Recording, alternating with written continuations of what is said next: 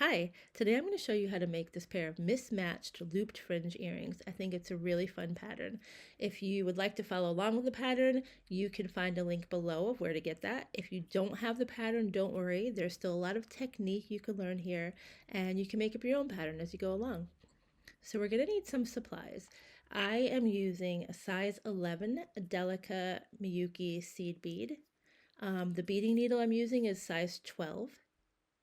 I have wire guards here, which are also called thread guards sometimes. I have lever back ear wires, clippers to clip my thread, nylon beading thread, which I'm using for the fringe part of the earring because it has a nice flow. And for the main part of the earring, I'm using fireline and a 6-pound weight, which will give me some good structure. So let's get started. So to get started, you're going to need to cut a 4 to 5 foot length of fire line, and then thread your needle and pick up the first 2 beads of your color. You want to pull the beads down to the end and leave about a 3-inch tail. Then you are going to loop your needle around and come back up through the first bead you added, making a sort of loop. Pull that tight and your 2 beads just sit next door to each other like this. And then you're going to bring your needle down through the second bead that you added, like so. And because these are our first 2 beads in the ladder stitch, we're going to repeat that process. So we come back up through the first bead. There we go, that's the first bead. So we come up through that. And then back down through that second bead again.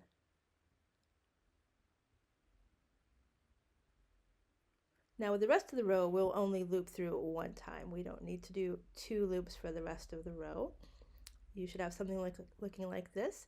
We're going to pick up another bead and come down through the last bead you just added, like so.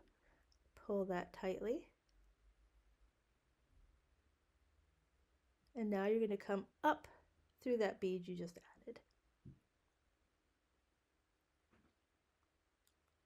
And pull that tightly, and your little ladder is now beginning to form. So we're going to add another bead and come up through the last bead you just added. And then we come down through the new bead and pull tight. You want to try to not have any gaps between the beads because this is going to be your base row for the rest of the earring. So come down through the last bead we just added.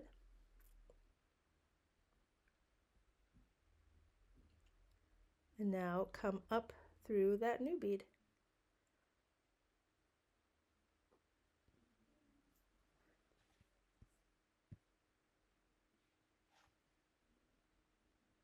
And we pick up another bead, come up through the last bead, like so.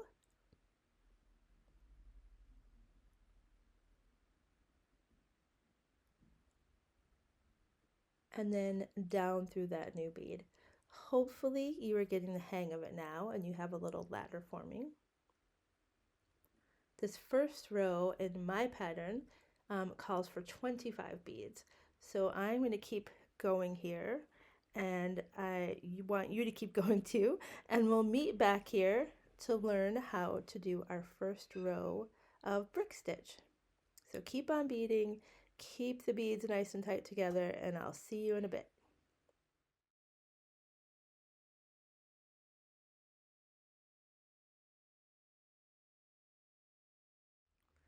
Okay, so now hopefully everyone has their 25 beads done. Well done you.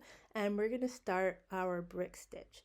If you take a look at your first row of beads, you'll see that there are little bridges at the top. I call these thread bridges. There's the little connectors between each bead of where the thread comes together. So these are the thread bridges. We're going to build our design off of these bridges. So you pick up your first 2 beads in the next row, and you're going to go under the second thread bridge from the outside. So I'm going to slide my needle right between those 2 beads underneath that thread, like so. And then I'm going to pull that thread through.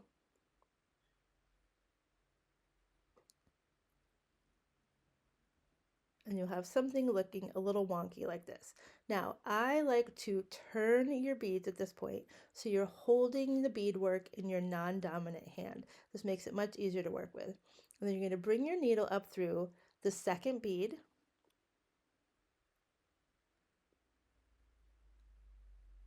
Pull that tight, make sure your tail's not getting stuck in there. And then we're still a little wonky. We're going to straighten that out by taking our needle and bringing it down through the first bead, like so.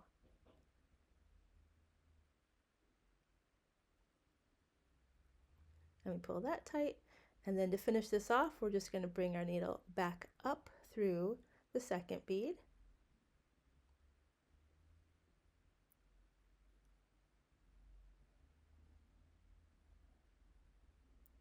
Like so. Pull that tight. Try not to get tangled up like I just have done. Pull that thread through. And then sometimes you need to just tell the bead to like sit down like that and give it a tug. And then let's take a look, and it's perfect. That's how you want them to look. Now for the rest of this row, you're only adding one bead at a time. It's only starting the rows that you add 2 beads. So pick up 1 bead and slide your needle under the next thread bridge, like that.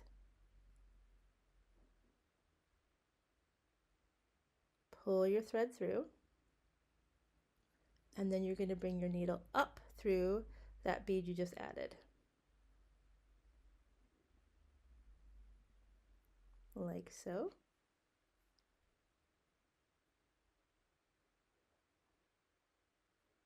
And now that bead is done. And we're going to add our next bead doing the same thing. Pick up 1 bead, come under the thread bridge with your needle, under the next thread bridge.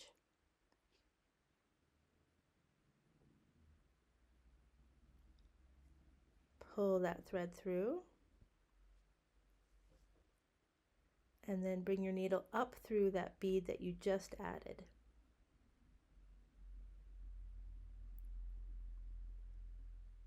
Easy peasy. Let's walk you through that one more time.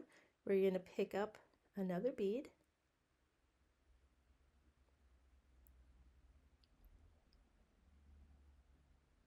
slide your needle under the thread bridge, pull that through. In the case of my pattern, my bead color is red now. I've switched. And then I pull the needle back up through that bead. So if you're following along with the pattern, just make sure you are adding the right beads at the right time. I like to sometimes cross off the beads in the pattern so I know exactly where I am. I am picking up another bead, sliding under the thread bridge,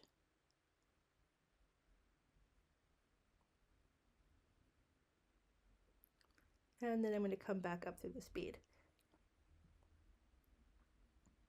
And you continue to build the rest of the row exactly like this, 1 bead at a time, until you get to the end. And then we're going to start a new row and come back here and I'll show you how to do that again. So now we're at the beginning of the next row. And I just want to walk you through that process again with starting a row, because that's really the most tricky part of this whole thing. So I pick up 2 beads for the start of a row, and I come underneath the second thread bridge,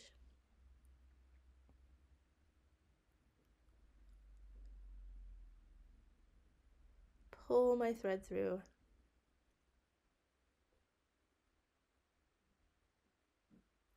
try not to get tangled up in my tail like I keep doing. And now I'm going to switch the work in my hand, so I'm holding it with my non-dominant hand. And then I'm going to bring my needle up through the second bead that I've just added.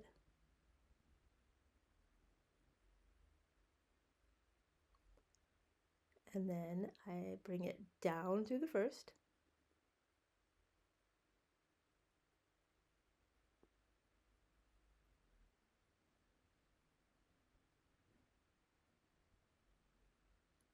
and then back up through the second.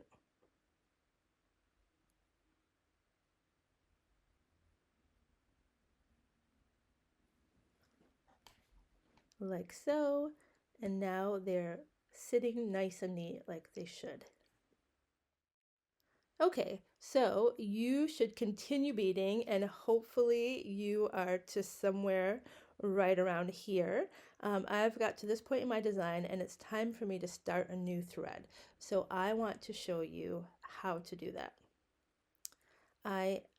First of all, make sure you leave enough thread so that you have some thread to work with, because I need to work it back down into the beads like so. I'm going to go down a couple of rows.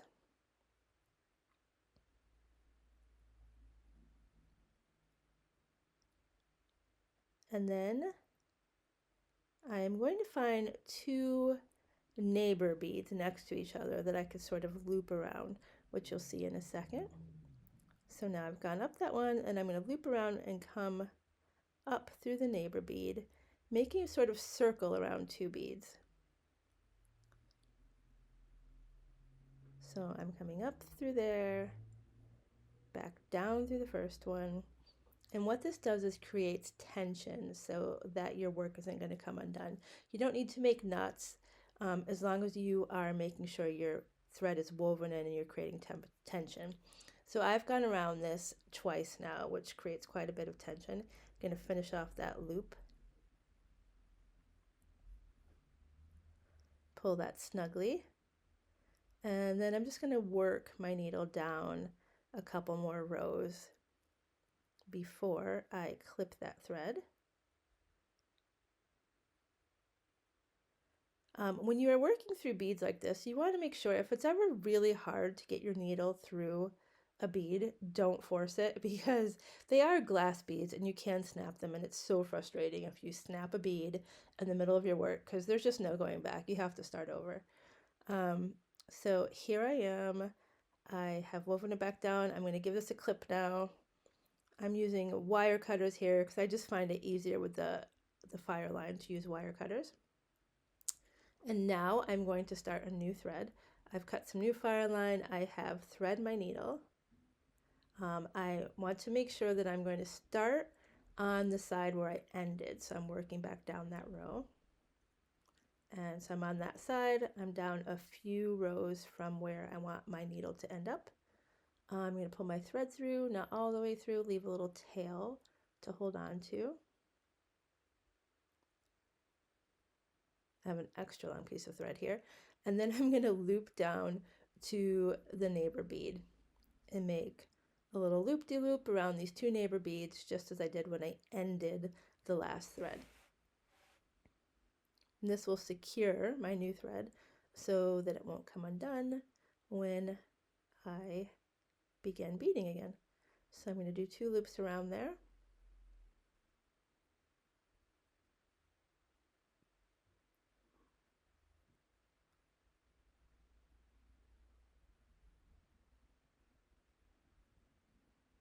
Give that a good tug.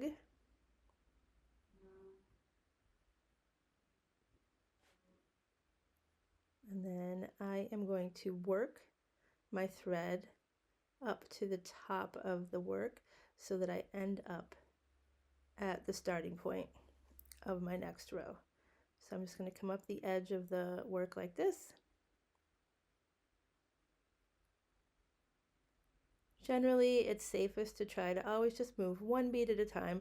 On the edges, you'll find that it's easy to do like 2 or 3 beads at a time, but try to just do one bead at a time. It's safest to keep your beads from breaking. And now I'm ready to start my new row. I'm right where I would have been.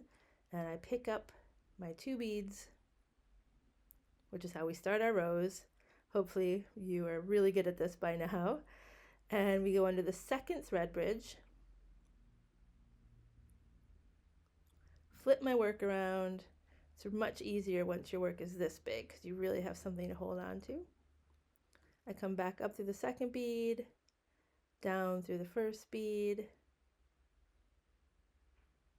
and back up through the second bead if I don't get tangled here. And there we go. We are ready to carry on. hopefully you have made it to this point and you should be so proud of yourself. We are going to add the last row to this little pyramid, and then we're going to add a wire guard. So you pick up your last 2 beads. Again, we go under the second thread bridge, pull our thread through,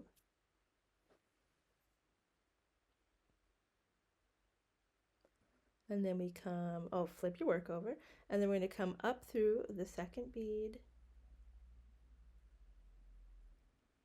down through the first bead, and back up through the second bead.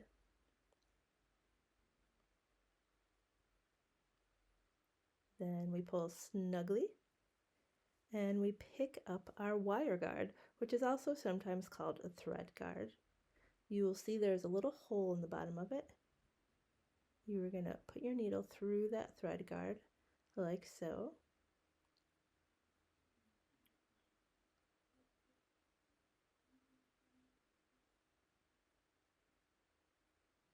You want to make sure your thread stays in the little channel at the top, and then bring your needle down through the second hole and through the bead directly beneath it. And when you pull, make sure that thread stays in the channel and doesn't slip out. Now we're going to loop that again to make it very secure. We come back up through the neighbor bead and through the hole in the wire guard, like so.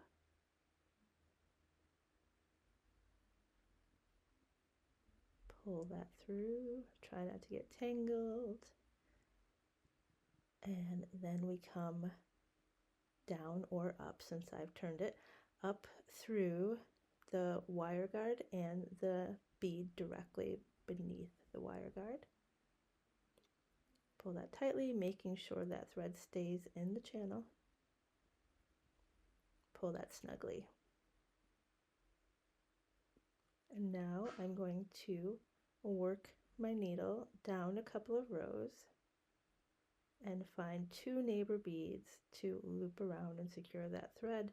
Remember, if you ever find it difficult to get through a bead, just choose the bead, choose another path, because you don't want to break your beads at this point. That would just be heartbreaking.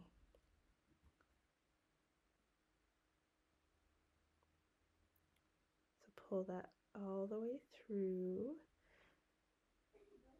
I have now found my neighbor bead. I'm going to loop around these 2 beads a couple of times now to really secure that wire guard. You want to make sure the wire guard is super secure, because that's where your ear wire will be attached and the most tension will be on your earrings when you wear them. Now, if you don't have wire guards, you can make a loop for the top of your earring with beads. If you don't know how to do that, you could find it in one of my other videos. There's one of like black and silver diamonds, and I use that technique to finish it with beads. So here I'm tugging at the top, making sure it's very secure. And then I am going to clip that. And I'm almost ready to add the fringe. The next thing I'm going to do is get rid of this other little thread by threading it onto a needle. This was the thread from when we started at the very beginning, our first tail. So we're just going to thread a needle, take that thread back up through the beadwork, because we just don't want it in our way when we start adding the fringe. It'll just get, just make a mess. So we're going to come up and bring it up a few rows, and again do that loop-de-loop thing with the neighbor. You know how to do this by now. And meet me back here. We're going to get started with our fringe.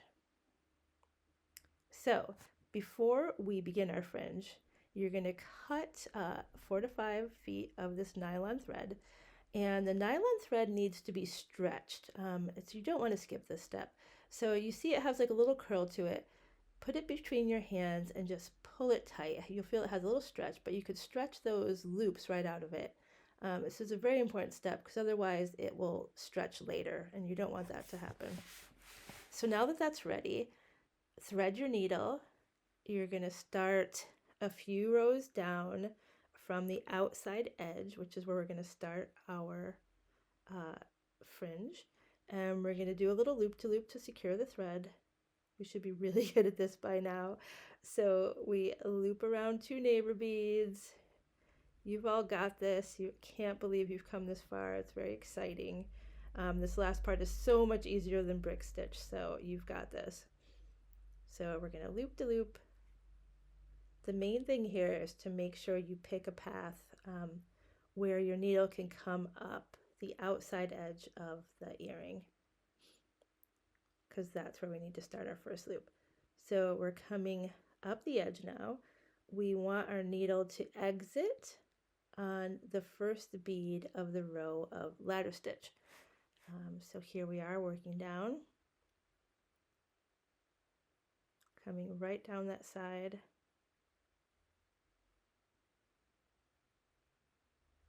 Until we exit that first bead. Right here.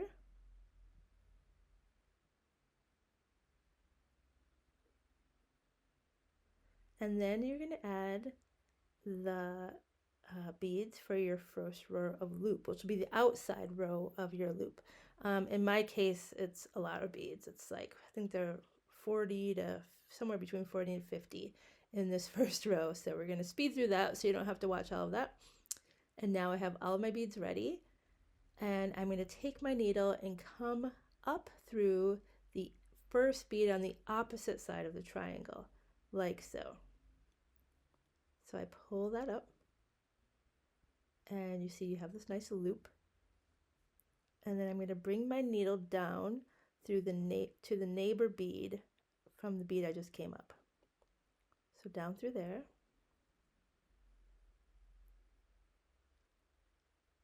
Pull that tightly. And then I'm going to add the beads for the next row, which is another something like 40 beads. So I'll spare you that. Here I am back with those beads. And then I'm going to bring my needle up through the bead, which is the neighbor to the first row I added, where I ended that row. So bring that up and back down through the neighbor bead, like so.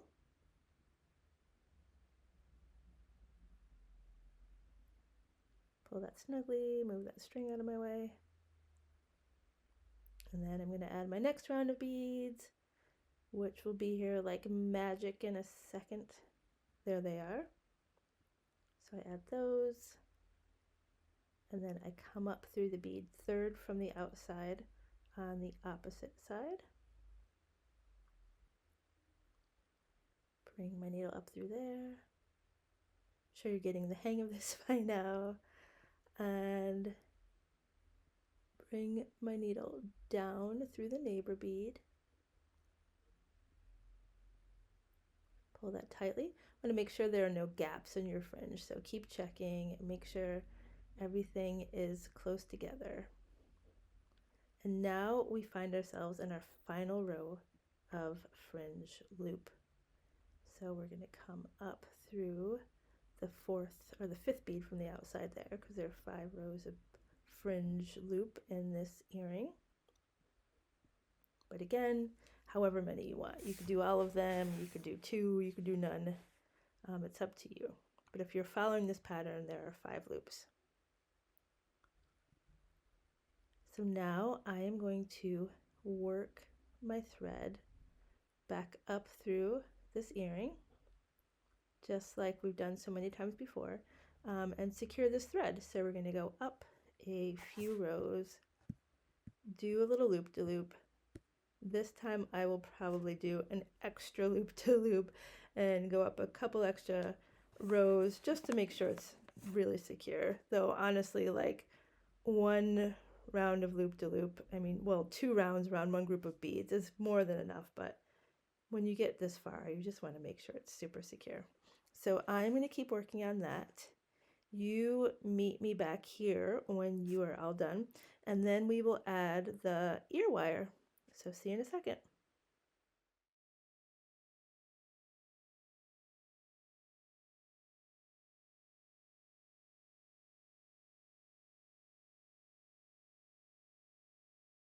Okay, so we finished that up. Look how gorgeous that's looking. I hope you're very proud of yourself. We're going to add an ear wire now.